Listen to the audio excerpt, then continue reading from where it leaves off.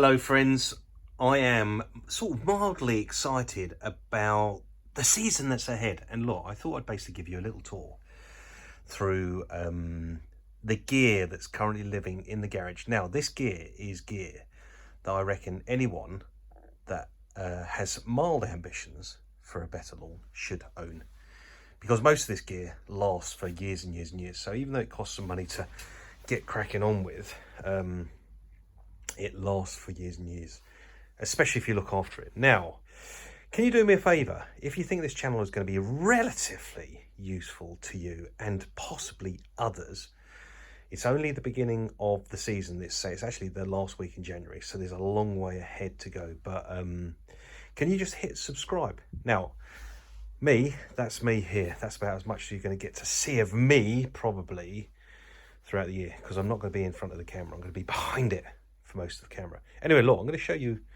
a little bit of tools that I use. Now, the hand tools that I have here, the beautiful hand tools, are often understated and under-explained their relevance, really.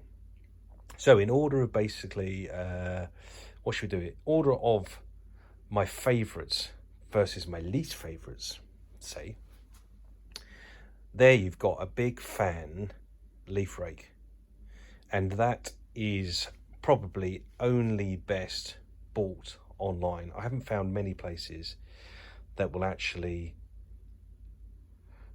well, has them in stock. They just don't have them in stock. So that is about 80 centimeters wide, and it's absolutely perfect. It's not very strong and it tends to perish. That particular hand tool, where you see that screw, it will perish there and then fail. I'm not doing the advertising, by the way. Those banners are just there because they're just there. They're not intended to be there, by the way. I should really take them away, but I'm not gonna for now. Anyway, but look, that is probably the best 27 quid I ever spend, because I just love using it. And actually I use it for collecting hollow tines from aeration. I use it for scarifying. I use it for obviously raking up, so from scarifying, raking up branches. Just generally it's really useful because it's wide and it doesn't tear the grass as much as a little rake does. And actually that little rake there has become redundant because it's too small. I don't like it, and actually it's all pecks at the grass, the red one. Now, next one along there, you've got a landscaper's or a bunker rake, as I'd probably go more. It's good for moving soil around lightly, and compost, very good. If you're doing top dressings and stuff like that. And that, if you look at it, it's two parts, yeah. So you've got the fangs bit, which is good, and then you've got the reverse, the sort of the solid pole, very useful for pushing around bits of soil. So then, my friends, I have these two wonderful brushes. This one I tend to use for cleaning up, let's say. Generally hard brush for cleaning up. But this one, my friends, so this is around about, what's 80 centimeters wide, similar to the leaf rake over there. That is very useful for brushing sand, really super dry loams into root zone, which will be used later in the season when we get to like late spring into early summer, when sort of dressing work is being done, overseeding is being done and stuff like that. Right, then we've got my little friendly, beautiful 1-year-old Hater Pro, 48 Pro. Now, I'm going to tell you what has gone wrong with my 48 Pro more than anything, and I blame it on myself, is that I think over the summer I probably had a jerry can with a bit of dust in, and it's basically led to a bit of contamination of the carb, and I've had to do a little bit of maintenance of the carb. Generally, it got a bit upset. I've also had to replace the spark once, which is fine, easy to do just in there, and I've done a couple of oil changes, which is easy to do just there. And if we look at the, let's have a look, see what condition the oil's in now. Oh, look, beautifully fresh, delicious, happy-go-lucky oil. So the engine is well looked after.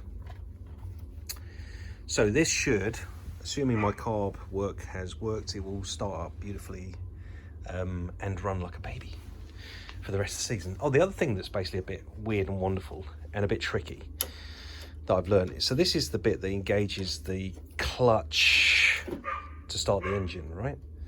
And what I found over the duration of last year, I kept hitting I had a client that's got a fence panel that's got funny sort of gaps between the fence panel, and it's pulled that off on numerous occasions. I wonder if you can see, it's pulled it off because there's a little catch inside there, but look, it's easy enough to put back in, and now it is back in. It's fine, but that isn't particularly robust, so just be careful about going anywhere near fences with that, because even when you push it in and then pull it up, it's a little bit exposed just there, and that's where it catches on things. I know it's weird, but that's where it happens. It's a bit protruding off the front edge here. There's probably a bit too much material. It could be shaved a bit and then it wouldn't catch. You can see it there. Similarly, on the, being boring for a minute, but on the carb a few years ago, so you see down here, there's a collection of springs, tiny little spring down there. A few years ago, some of these springs, there was a spring, maybe it was this one, the governor, somewhere around here, there was a tiny little spring. And if you caught it on a bit of branch, often going underneath bushes, it would spring off, and then the bloody mower wouldn't work. So they seem to have fixed that. This is more robust, this spring here, and this one is a bit stronger as well. So anyway, probably needs a bit of a pre-season wash. Right, so inside of that, so that costs £1,000 or so, but well worth the money because it will last years and years and years if you're a domestic user. And it lasts years and years if you're a commercial user, as long as you look after it. The rear roller is the bit that tends to fail. Next thing up is I got a wee bang scarifier, and let's say on this costs about 700-800 quid from memory. It's pretty good. If anything, I would have probably opted in for the fixed blades than the flailing blade that I've actually bought in it. But that does a really cracking job, and I'll tell you the things that I like about it. I'll tell you the things I really don't like. So the bit I don't like about it is this little construction here, which is the accelerator. The problem with it, it's a really weak, really weedy bit of plastic, metal even. And it does, from occasion, get bumped and it bends. That's my only criticism of the whole machine. It's like robust as hell, good machine, lasts forever. But that is bent and it could snap all too easily. It's just the wrong bit of kit in my mind.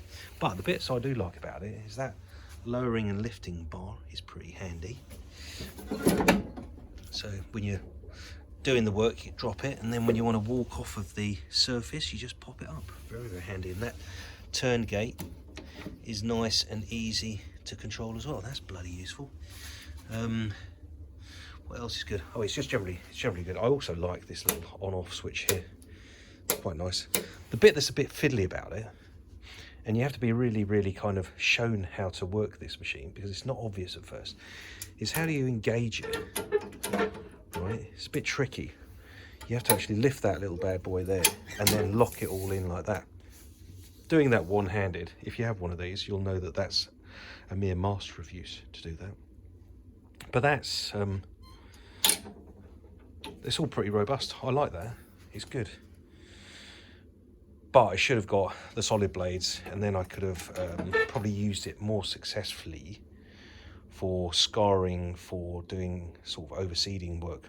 With the flailing blades, it tends to stroke the soil, which is not such a bad thing. It sort of hammers the thatch and hammers the moss, but doesn't really get anywhere with the soil. But that's not what it's for, Phil. No, agreed. Right, so then This is about 10 years old. My AccuPro 2000, probably the best wheelbarrow I've ever purchased. Wheelbarrow, that's what I call it, but best ever feeder I've ever, and I've bought loads over the years. Now, I know a lot of you will say, I don't need that, that's too big, but look, it cost about 500 quid 10 years ago, probably. I know it's changed colour now, probably blue, because the manufacturer's not Scots anymore, but it's ICL, who have a blue rather than a green. But you'll find that that will last forever if you clean it, forever and ever and ever. Pneumatic tyres, beautiful. And it's got an edge guard on there as well, which I've basically decommissioned it, because largely I don't want to do that, the edge guarding. But anyway, really, really handy. Buy it, lasts forever. Sure, it's too big for most people, but actually with the smaller gear I've always found it fails. It's just not really good enough. This lasts forever, so call it 600 quid, run it over 10 years, it's 50 quid a year for your lawn feeds and your overseeding and everything else. It's a no-brainer. It's a proper no-brainer. I mean, this wheelbarrow for distribution of seed and feed costs almost as much as that machine. Makes you think. But the calibration, it's a bit grubby at the moment, but the calibration in there is what makes it all work. The opening settings is what makes it all precision, and this bit up down here that allows you to set all your spread rates down perfectly for different types of feed, different types of seed, seeding purpose and whatever else. Over there I have a basic, what is it, 300-pound edge trimmer, which works beautifully. Lovely balance on that, by the way, that little balancing handle there, really nice. And then I've got for my general weeds, you know, nothing particularly sophisticated. It does the job. Cost about 90 quid. Can't remember the manufacturer, but that's the spray, feed, weed, iron bit of kit. And then over here I have, don't forget, this spreader comes with a rather worn out cover, but the cover means that you can do stuff in drizzly, rainy stuff. Then we've got a miniature version of this, my friends. You see the similarities? This is a hand spreader that you can calibrate. The way I always use this, if you use a hand spreader, is weigh out what you want to broadcast, set the settings on something you're incredibly confident with, because it can flow out too fast or too slow, and go over the area with the material you need to use gradually. It's very different when you use that. That's calibrated, so you know exactly what you're doing per square meter. This, on the other hand, doesn't give you that accuracy. So what you have to do is you have to weigh out what you need to do for 100 square meters, 20 grams a square meter, put it in the feeder and walk over the surface numerous occasions until it's run out. That's the way I use that. So big and little, there you go, little friend. Right, what else have I got here? I've got a tree stump. Don't know why, but I pulled that up. I've got a sort of a fascination with tree stumps. I've got a few actually knocking around in the garage. I plan to make something with them eventually. Right, some other little things. New hammer. If you don't know the East Wing brand, they are just beautiful bits of kit that last absolutely forever. Again, leather handle, really, really perfectly balanced, by the way. Got a pair of, these are my standby secateurs that I don't really care about much. I do have a pair of haters, a pair of Felcos, sorry, in the van. Bit of wire, which always comes in useful, especially when I'm trying to tuck things away out of the way of the mowers and the kits. I've got one of these bought one of them for Christmas, little hand axe, beautifully balanced, useful for chopping the odd thing out of the way of the mower and the feeder and the lawn's condition and all that. Spark plug remover, because changing a spark plug regularly is a really good idea when you're a commercial business that say there's a cheap hammer, doesn't have the same balance, it's really heavy at the end. Bit of oil, always have loads of engine oil knocking around, and then there's some buckets for general bits and pieces. So all in all, for as much as you know, it's a bit of investment, let's say, then that's kind of all you need. One of those, one of those, one of those, a few of those in your garage, and away you go. That gear, I'd say you're good to be working on lawns probably up to about, I'd say 400 or 500 square meters. Anything bigger than 400 or 500 square meters, you probably want to get a larger heater, certainly a larger machine. But generally, that is the gear for the year. So yeah, I'm quite excited. We're kind of lingering now. We're in sort of, everything needs a little bit of a wash, a little bit, but it's I've been sort of busy over the last few days doing stuff, so all the kit's been grubby again. But I'll give it another wash just before we really kick off the season. Not planning to kick off yet for another few weeks. Wait to see how things progress temperature-wise first. Anyway, hopefully that was useful, and yeah, hit subscribe if you think it would be useful for someone else to find this wonderful video. Anyway, take care. Ta-ra. Bye.